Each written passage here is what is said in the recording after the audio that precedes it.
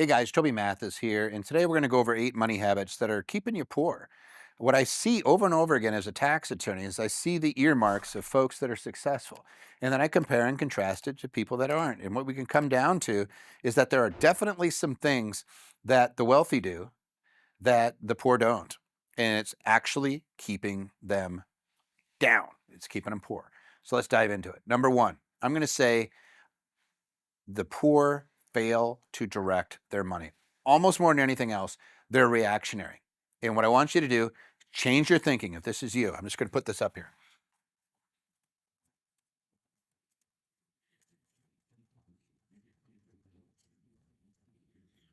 Your money is little soldiers. You got to put them on the war path and say where they are going to go. The number one thing I see over and over again is people do not have a methodology of where their funds go. They're used to, I make money, I pay my bills, and I spend whatever's left. And if I run out of money, then I use a credit card. And by the way, credit cards, over $1 trillion worth of credit card right now in the United States. People are going to run out of money eventually. It's going to cause inflation, and inflation is going to jam up and make everything more expensive. It's going to continue to happen, and the rich are going to benefit because they have the assets. So if you want to avoid this, direct your money. I'm going to give you a simple rule. I teach a whole bunch of videos on this, but I'm just going to call it the 70-30 rule. Remember this, and you will no longer fail to direct your money. Live off of 70%. The other 30%, what are we doing? We're taking 10% of your take home. We're going to give it away. I know you immediately say, there's no way I could give it away. Okay, give your time away, but we're going to take 10% off the top no matter what, and we're going to invest it, period. We're going to put it in investments, and understand, I'm going to go over that topic here in a second. We're not talking about savings. We're talking about investing. We're going to make money on our money, period. You're going to do this first. Pay it like a bill. Put it into an investment account. Just put it on autopilot, but 10% is going away. 10% is going to pay down your debt. And we're going to talk about the difference between debt and leverage here in a minute, but you're going to pay down your debts. And if you're not going to give away the 10%, then allocate that 10% to your investment. So you're going to take 20% off the top if you're not a giver. If you are a giver, then give 10% away. Makes it really, really simple. Why do I say that? Because I do tens of thousands of tax returns at our firm, not me individually, but our firm does. And I look at these returns and I see the wealthy people give. Do they give because they're wealthy? No, they're always givers. They have a methodology. They make sure it's part of their ethos. I don't know how it works, but it works. And I'm not sitting here, I'm not going to get religious on you or anything like that. I'm just going to say that's what they do. They get success over and over and over again. Overwhelmingly, they get successful. You should do that too. But we direct our money. We're going to learn to live off of 70%, and you're going to pay your investment account first. Number one, pay your investment account. I'll tell you what to do with it here in a second, but you're going to pay it like it's your cell bill. Like you wouldn't let your cell phone be taken away, right? A lot of you guys attach to that thing 24/7. Pay it like it's a cell phone bill. Here's my 10%. It's going into my investment account. Here's my 10%. I'm paying down debt. Here's my other 10%. I'm giving it away. If you can't give it away, give your time away. Take that 10% and put it in that investment account, and good things are going to happen. Number two, they have no emergency fund. Over and over again, we see a life event. They lose a job. They get a car that breaks down. They have something that goes on, a health issue, and they have no money set aside. Do number one, it'll take care of number two. Do the directing it into the investment account, and you're going to have the money put aside. But if over and over again, we see that this guy catches people off guard all the time. I would say 6 months. People are going to say different things. You're going to say, how could I have 6 months aside? Start investing. Start putting 20% aside. You'll have 6 months saved up before you know it. It'll happen very, very quickly, right? If you just pay it like a bill. Number three, they do not understand the difference between saving versus investing. Savings. Some people say, hey, I put money in my checking account and I save money. Don't do that. Your money is literally being devalued. It's ice out in the sun. Every day, your cash is losing value. You do not want to have it sitting in a checking account, maybe a month or two. Realistically, what you really want to have is a high yield savings account, or if you're saving your money and we want it to be in an investment account. The longer you leave your money in an investing account, the better off you're going to do. And the reason is this: investments inherently have risk. So if I'm putting something in the SPY, that first year, I could have a variance. It's gone down as much as 38% in a year. It's gone up like 50%, right? We have this huge variance. The longer you hold it, the closer you are to where there's zero likelihood of loss. In fact, 15 years is the magic number right now. If you start investing and you build up your account over 15 years, then your chances of having loss over that time goes down to virtually zero. What we want is to be hitting the average. And the average investment account will generate, let's say we just do the SPY, which is the 500 largest companies. We just put it into SPY or VOO, one of those.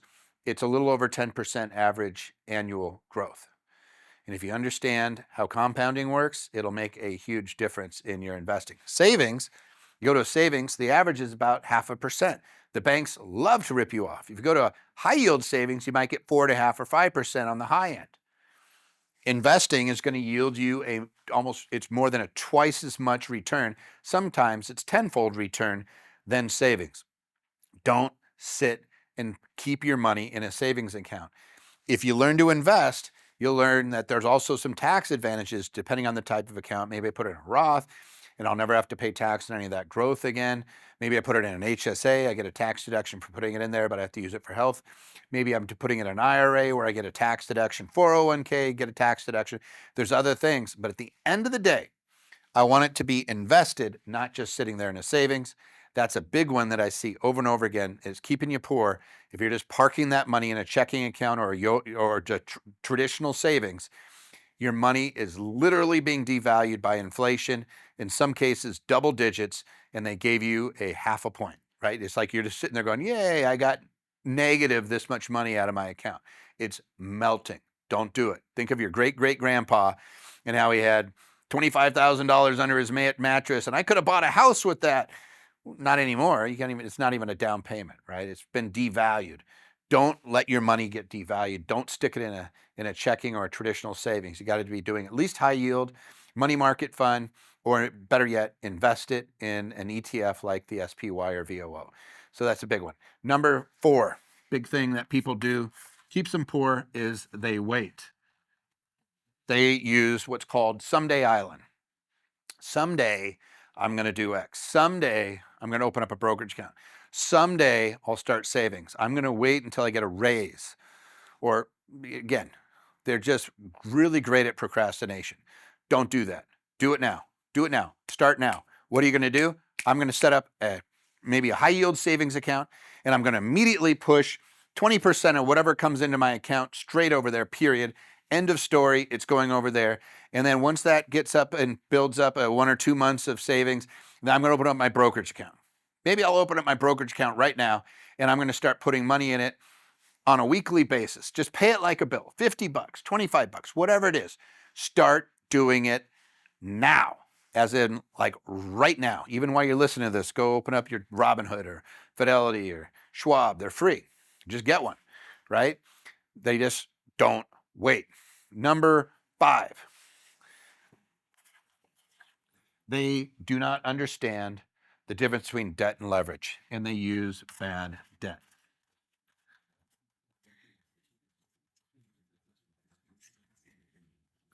They use debt, and this is bad. What is debt?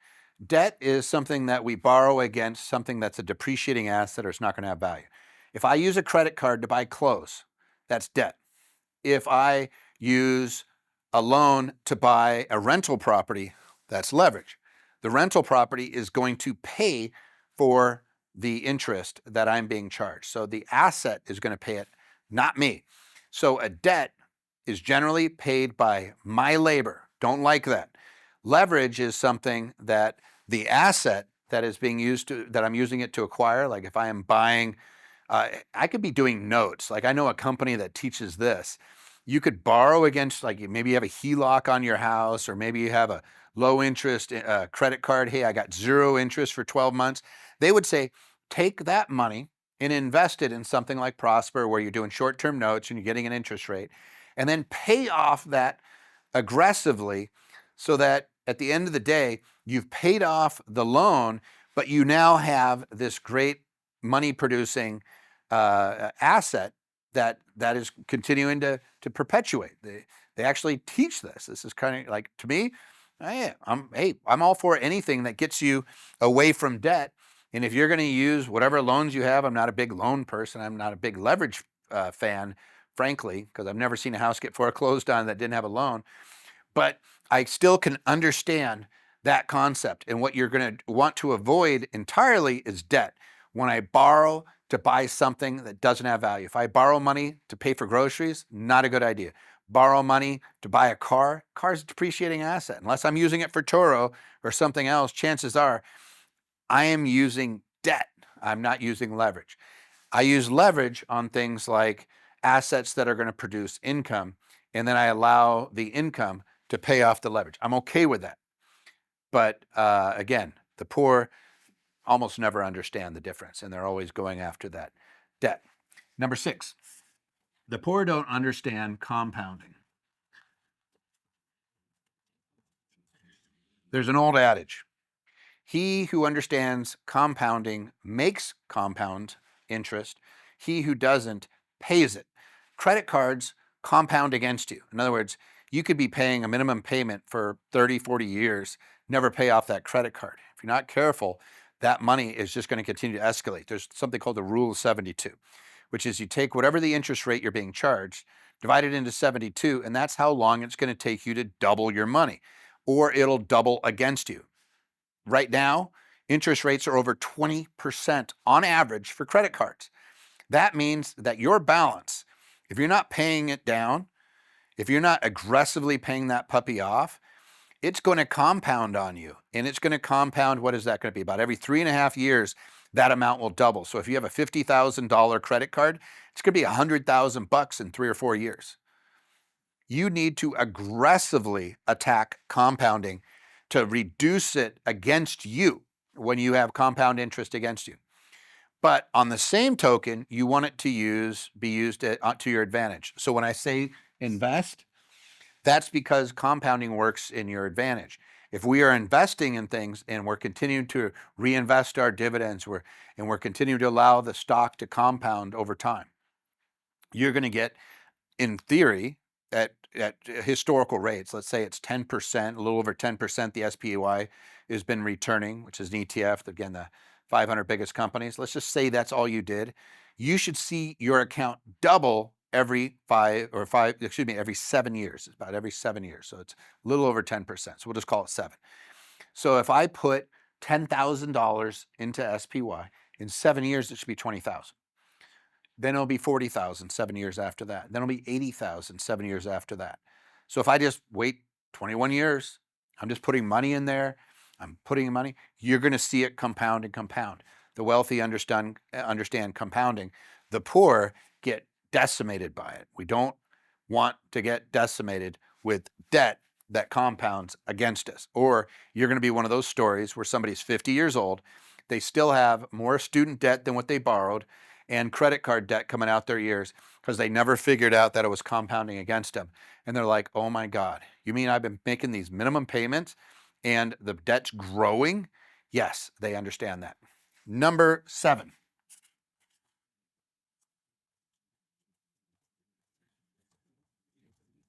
They overspend. Spend more than you make. I get it. You're not budgeting. And so at the end of the day, we call it the losing loop. You are spending more than you're bringing in, so you have to start borrowing, and you're using debt that's compounding against you as a result because you are not living within your means. I'm going to tell you to live off of that 70. Then you're safe. And I'm talking about 70 take home. Some of you guys are like, 70%, I make $100,000 a year, so 70,000. No, after tax. It's what you take home. So if you're taking home a paycheck of $8,000 a month that goes into your account, you're going to live off of 70% of that. So you're just going to multiply it by 7, right? Or if you're making 5,000, you're going to live off of 3,500, right? That's what you're going to budget. Do not overspend. When you start doing this and you start directing your money and you immediately start paying things like they're a bill, what happens is the frivolous spending goes away because you're not going to be looking at your account going, oh, I still have money left, therefore I should be spending it. It's too easy. When I direct my money into an investment account, a life hack, by the way, put it on auto invest and lose your password for about 20 years, right? You're just going to see a huge chunk of money. I'm joking about that, but it's kind of serious, right? Is you don't want to be looking at that. You don't want to think it's accessible to you, right? You want to be looking at that is hey, that is sacred money that is put aside in my investment account. I'm not going to touch it. That is for the future. If we just have money sitting in an account, invariably you're going to look at it and say, I didn't realize how much money I have. I got extra money. And then you spend it and you overspend and you find yourself behind the 8 ball when it comes time. You're like, oh my God. Now all of a sudden I don't have the funds necessary to live, and I'm borrowing, I'm doing cash advances on credit cards and nonsense like that. And the compounding will absolutely devastate you. And then you find yourself living in that golden cage again. You've overspent, you have nice stuff, you have a cool phone, you got a nice, semi-new car, that is the loan on it is greater than the value of the vehicle, right? You're just sitting there going, oh my gosh, how did I get so far behind the 8 ball? That's how you do it. So you got to make sure that you are budgeting and you're going to direct your money, and you're going to make sure that you're living off of less than what you bring in. And the last thing, number 8, is they do not understand taxes.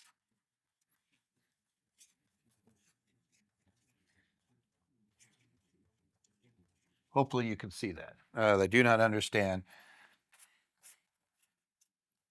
taxes. So you can see that. There we go. Sorry, wrote underneath there.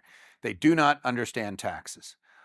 And I would say that once you understand that there are tax incentives accounts, HSAs, IRAs, Roth IRA, 401k, if you have an employer match, you're crazy not to do it. You're making a huge return. And by the way, that money gets locked away. And again, in your mind, you're like, I can't get access to it. Technically, you could borrow against it. Technically, you could just take the money and pay penalties and interest. But if I am letting an employer match go on, you could be doubling your money immediately just with the employer match. And I don't understand people that don't do it, but they understand taxes to a certain extent. When you wealthy really understand taxes and they spend time getting around it. What if I told you that you could invest in things that are kicking out dividends that you don't have to pay tax on? Well, if you're married, filing jointly, you make less than $90,000 a year and you have qualified dividends, they're taxed as long-term capital gains, which is zero, right? So if you're making $60,000, $70,000 a year, you're married, you're crazy not to be investing in things that kick out dividends. The poor never understand taxes. I use this example all the time. When I was 16, I worked at McDonald's. I made $4.15 an hour. And I remember working 40 hours in a week, and I'm thinking, I'm going to make $160. And I looked at my check, and it was like $115,000, right? There was FUTA, SUTA, there was withholding, there was state, there was this, there was that, there was OA, DSI, FICA, all these things being taken out of it, my Medicare, all these taxes that hit us, boom, boom, boom. And you start to realize, I'm being punished for making this type of money. Same amount of money that I could be making. Let's just say I had rents and I was making $150,000 a week in rent, and I had a rental property. Let's say I managed to lever myself in to a property that was giving me $150,000 that I didn't have to pay tax on. That's much better situation, right? The rich understand that taxes play a role. The poor don't understand taxes. You got to get a working knowledge of how taxes affect you so that you could do what's ever necessary to minimize your tax burden. And then you'll understand that $2, I make $1 over here, I might get to keep 70 cents of it. I make $1 over here, I get to keep the whole 100, the whole dollar, right? I want that full dollar. And you start realizing taxes play a role in how much you actually make. You start learning about them taxes, your world's going to change, right? I'm a tax attorney. I could tell you that the wealthy have a very good knowledge and a working knowledge of how taxes work, and they direct their monies to specific types of income. You could do the exact same thing if you follow these 8 things. This is what's keeping you poor. And if you challenge those and you start to direct your money, you start to get an understanding of compounding, you get a working knowledge of how taxes work. You learn how to invest, and you invest in specific types of things like, hey, where you're getting capital gains and you're getting dividends and they're taxed at a better rate. They could be zero for you. Then you start to get great benefits. You start learning how to avoid debt. You learn how to use leverage to your advantage instead, and you allow compounding to work in your advantage. You do those things, you're going to be successful. So those are the 8 things that are keeping you poor. Yes, you could do something about it. If you know anybody that's doing these, share this video with them. And by the way, what's the one piece of advice you would give somebody who is suffering with any of these? Put it in the comments below. And if you'd like to share this, I appreciate it. Share it with somebody who can benefit. Like and subscribe, guys.